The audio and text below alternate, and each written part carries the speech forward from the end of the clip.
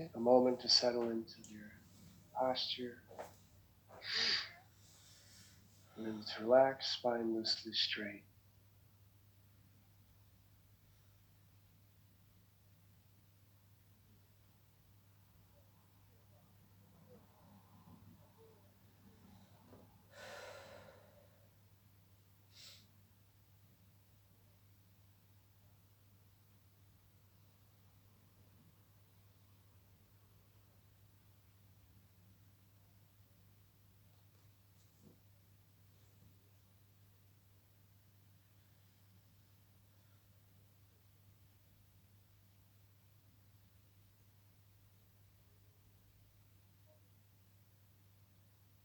Resting naturally at ease and open awareness.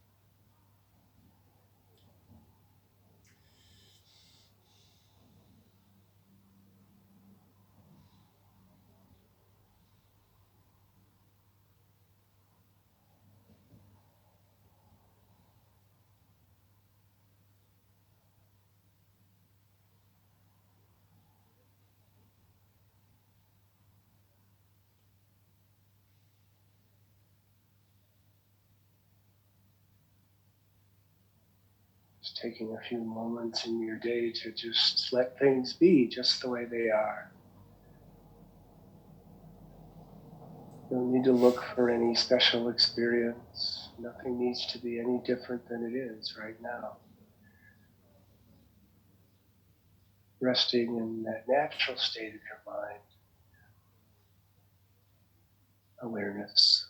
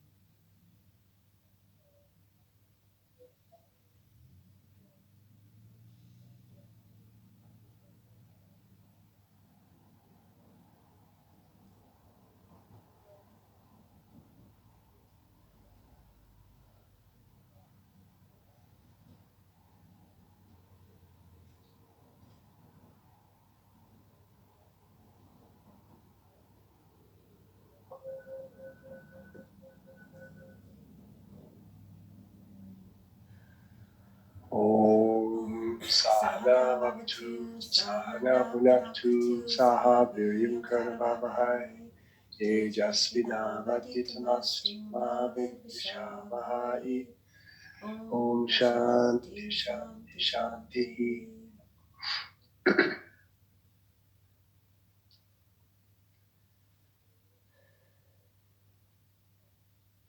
Om. Om. Om.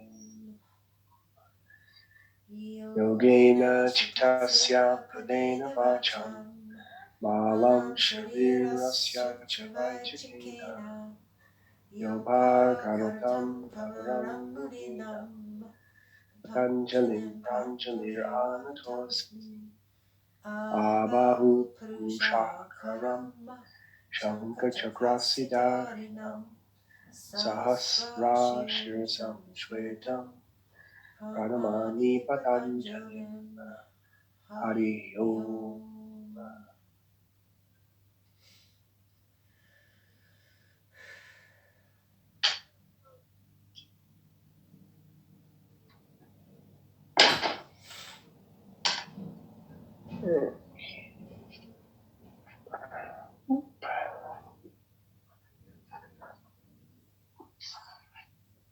So big toes together, knees apart, extending the torso out, prepping for downward dog.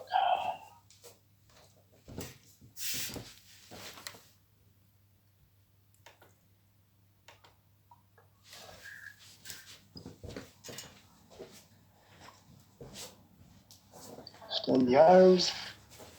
If you can't reach the floor, don't tuck the chin in. It's better to support the head. If you do touch the floor, come a little toward the brows so the throat is open.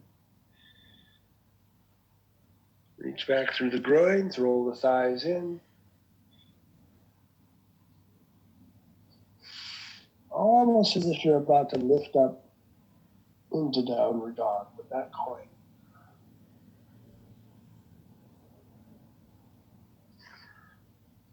Okay, so now come up into Adho Mukha Svanasana.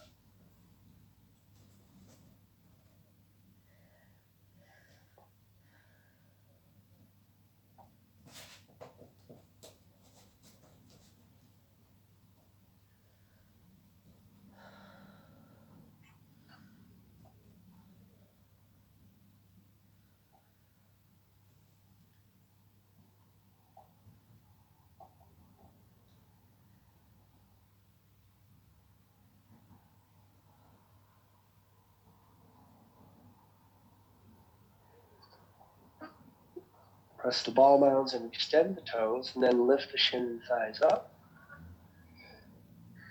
Extend the back body from the floating ribs to the sit bones. Extend the front body from the navel through the pubic plate. You're slightly lifting the abdomen up toward the pelvic floor as you extend the groins. The pubis has a sense of slightly ascending toward the perineum as it lengthens back away from the navel.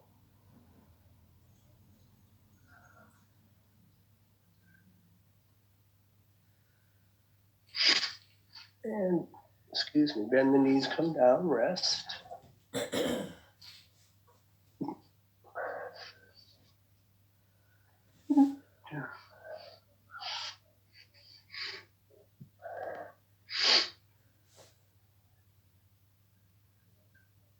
All right, so look at what I want you to do. Most of you are familiar with this variation where you bring the right leg into Ekapada, Kapotasana position. So the right knee is out to the side a little bit, and the right heel is by the left groin. The butt will be up in the air a little. So Jeannie, move the knee out to the side slightly, a little farther away. Keep the hips level. Go down onto your forearms. The tendency is usually to tilt toward the back leg. So just measure so that the pelvic rims are equidistant from the floor. Draw back from the right groin. Lengthen forward from the side ribs and heart center sternum. And if you can, take the head all the way down and extend the arms. Otherwise, you can stay on your forearms.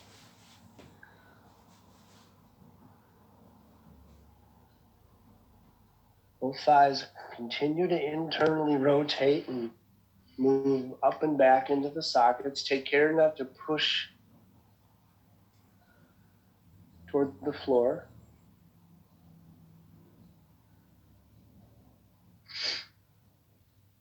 Okay, walk the hands back, turn the back toes under, and step back into downward facing.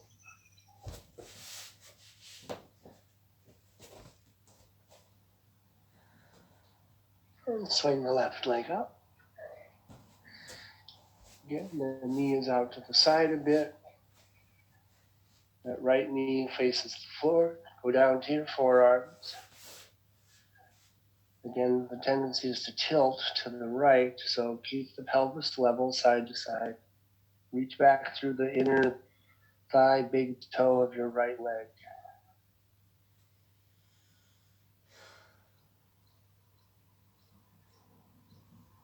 Both thighs internally rotate, so you're not pushing the groins toward the floor. If you can, take the head down and extend the arms. Or remain on your forearms. Reach back from the groin, sit bones opening, pelvic rims rolling toward each other.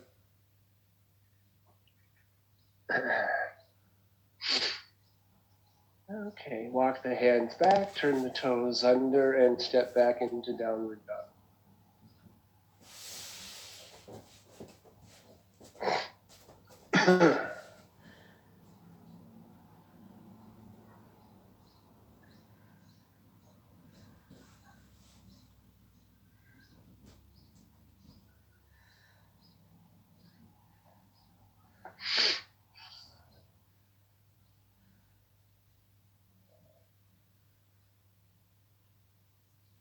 Bend the knees, come down. Sit in Vajrasana next, not Virasana, but Vajrasana, where you're keeping the ankles and heels close together. Sitting bones are on the heels. Outer ankle squeezes in a little, but the toes are spread out.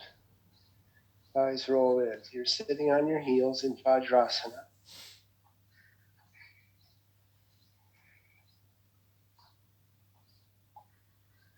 Palms to Anjali Mudra.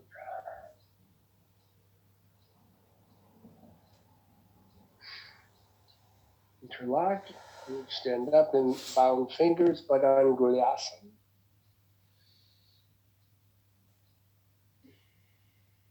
Drop the root of the inner thigh, so you're sitting on the heels. Untuck the chin a little.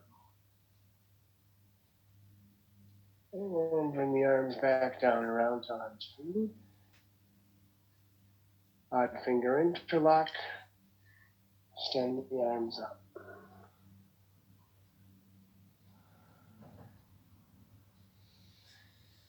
Shins and thighs roll in.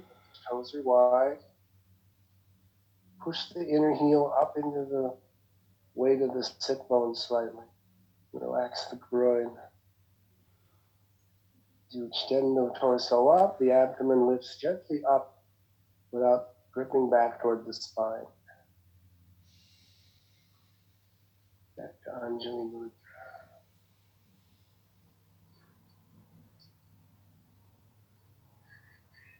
Okay, scratch your chin. Write that down, Clea. Scratch your chin. All right. Short little Supta Padangusthasana.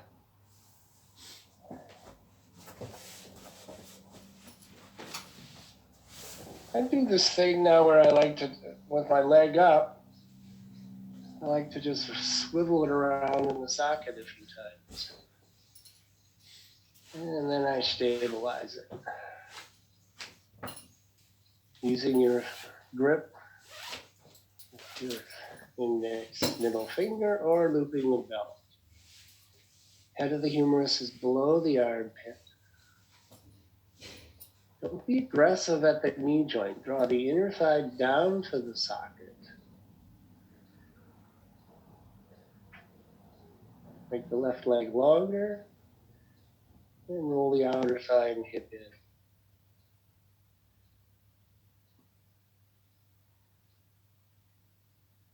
And then take the right leg out to the side. Feel free to go up and down a few times. And then stabilize it. Upper arms draw toward the sockets. Thigh rotates externally, but keep the right buttock tucked under. So don't roll all the way over onto the armpit chest. Keep the left shoulder blade on the floor.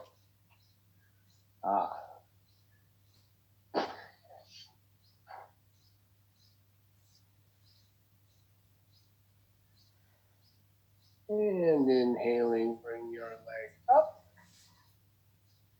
Then shift that left hip way under and cross over.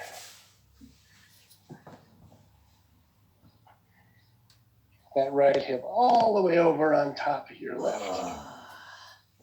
And the right heel in line with your, left heel in line with your sit bone.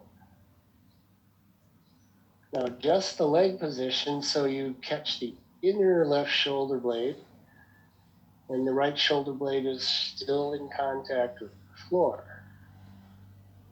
Counter extend the right arm. Use that external rotation to keep the shoulder blade grounded. Relax the throat. Find that little back bend just below the hollow of the throat.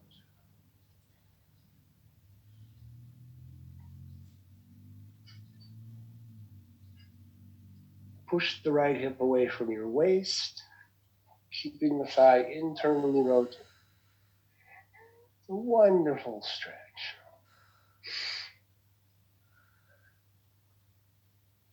And inhale, breath, come up. Recenter the hips. And now the left side.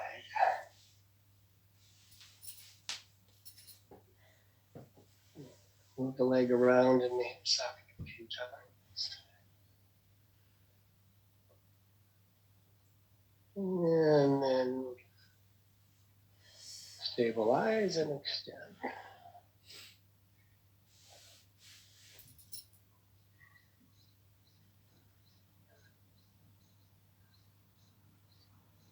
Extend the right leg, roll the outer hip and thigh in.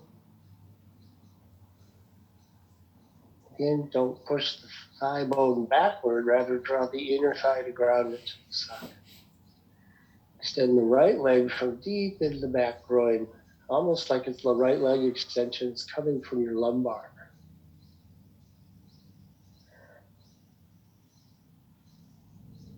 And take your left leg to the side. Feel free to go up and down a few times before you stabilize.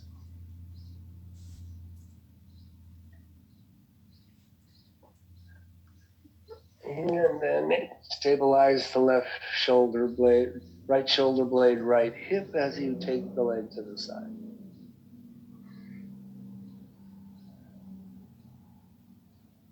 Extend the right leg from deep in the back body, from the right groin lumbar. Soften the area around the hollow of the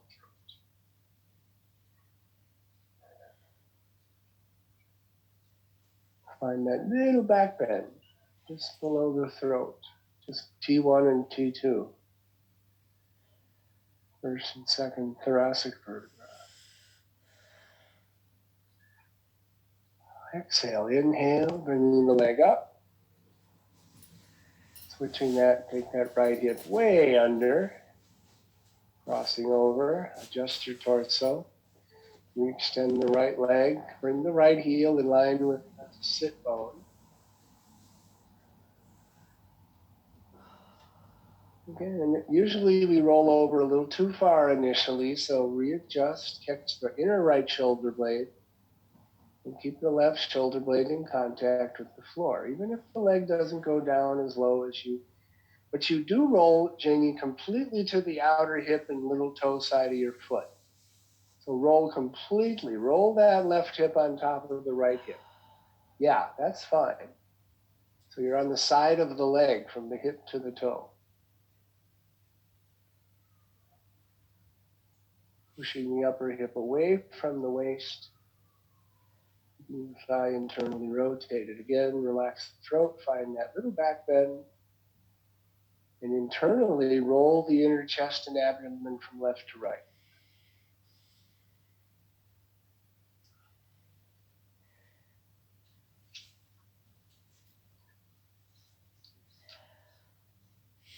And inhale, breath, come up.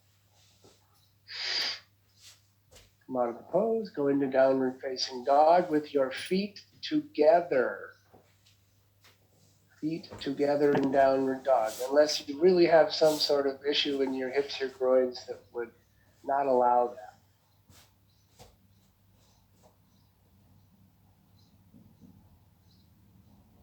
Tadasana feet, Tadasana legs. Press the ball mound. Don't grip the floor with the toes. In fact, the toes are long and light. The heel extends back, but the shin bone lifts up. Inner thigh, back thigh lift up.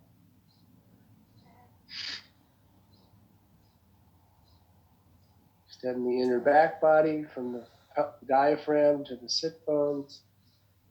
Extend the front body from the navel to the pubic plate.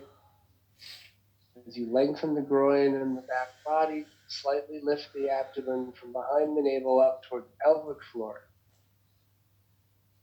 Eyes roll in, of course, have a sense of the pubis ascending toward the perineum as the groins lengthen more and more.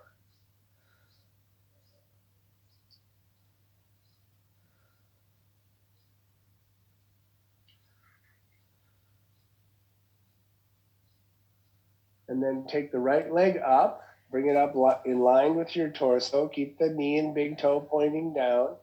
Extend out of your arms. Now really ascend the left groin. Try not to tilt your hips, though. Take the left calf heel down and back as you raise the right leg even more by lengthening out through the heel. The leg should have a sense of drawing you out of your arms, not falling heavily into the arms. Take the leg down. If you really need to rest the arms and come down, feel free to. Otherwise, just do the second side. Take the left leg up by lengthening groin to heel. Now the weight will tend to shift to the left arm, hand, so equalize by grounding the right. As you extend that left leg, ascend the right groin and take the right calf and heel back and down. So the leg has a sense of drawing you out of your arms. Level off your hips. There's a tendency to tilt toward the right hip.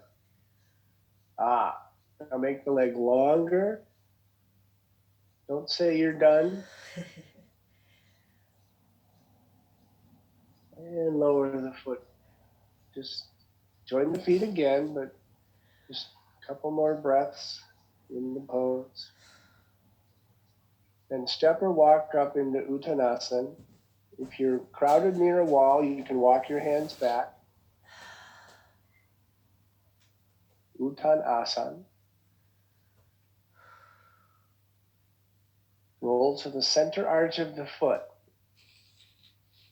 Toes long from their base, heels extending back. You do not push backward from the bones of the legs. Rather, you ascend the leg fibers up. Soft belly. Lengthen the sternum away from the pubic plate, internally lengthening the lumbar spine.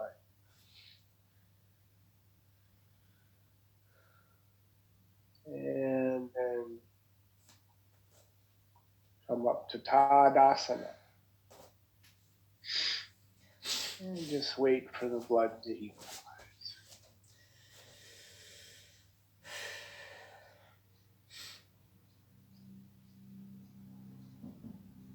take Supta Virasana. Use whatever height you require, but if you can go low down, feel free to not use any height. That's you determine how much height you need.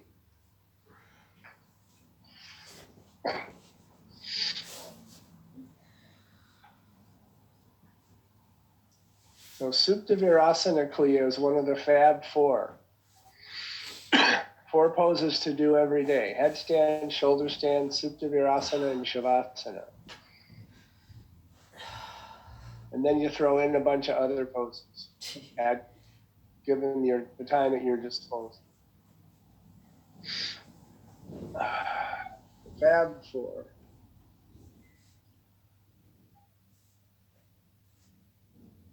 Don't think of Virasana as Ringo, though. All right.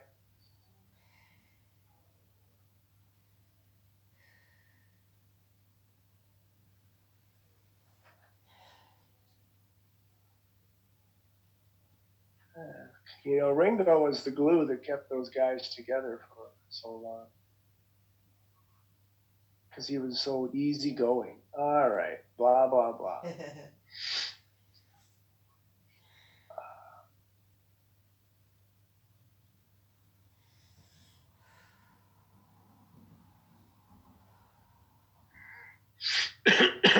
Sorry. Take your arms over your head and interlock your fingers in Madangulyasana. Extend the arms and torso. Let the chin float a bit. Now the abdominal area gets more of a stretch, but relax the organs deep inside. Don't pull the abdomen toward the spine, even though it gets drawn up toward the diaphragm. Then notice which arm is dominant.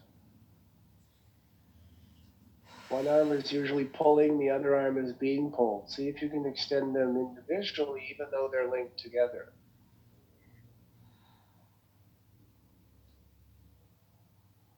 All right. Release, bring the arms to the side for a few breaths. Linked together yet working individually. Sounds like society in the best of all possible worlds. Okay, odd finger interlock, re-extend the arms.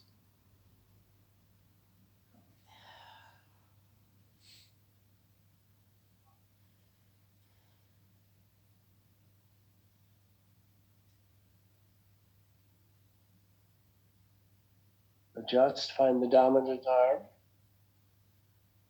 Notice if there's any tilting. Relax the organs under the stretch of the abdomen.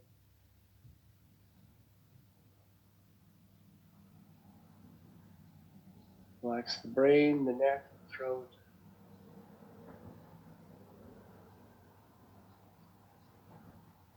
And release the arms to Shavasana position.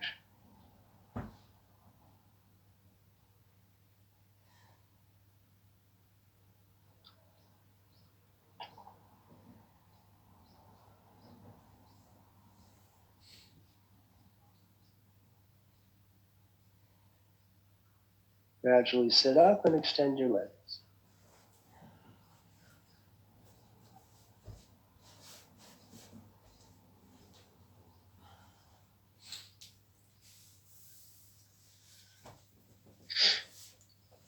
And take Shirsasana,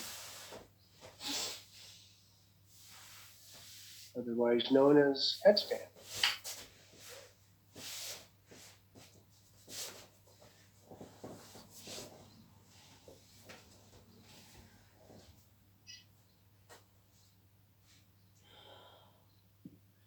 What are the 4 again, William? John, Paul, George, and Ringo. Oh, the other 4. Headstand, shoulder stand, Supta Virasana, and Shavasana. Oh, okay. I forgot about Shavasana. Thank you. Yeah, a lot of people do. That's the point. All right. And then you throw in the other poses.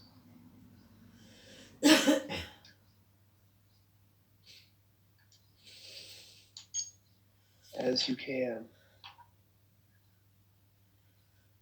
So you might have done headstand yesterday, but this is a different headstand. Tadasana, feet and legs.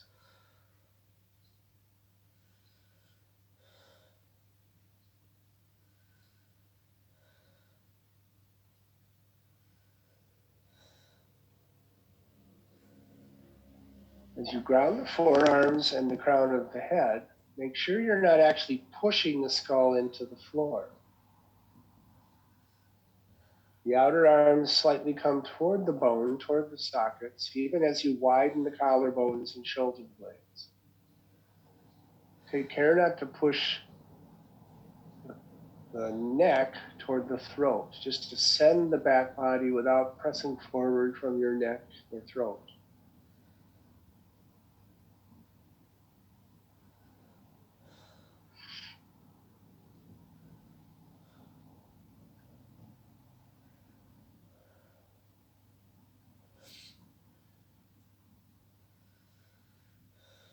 Levelize your pelvis. Often in this pose, the pelvis tilts back a little.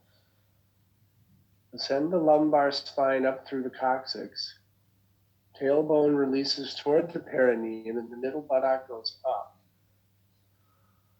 The groins actually roll in and soften backwards slightly.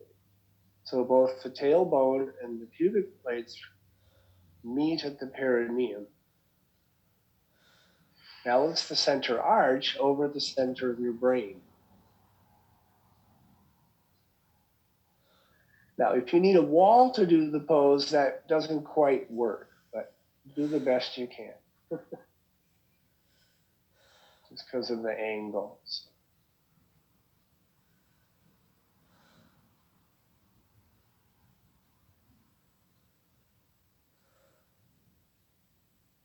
Just a reminder about the brain-breath connection. On the inhale breath, the circumference of the brain releases from the periphery toward the center.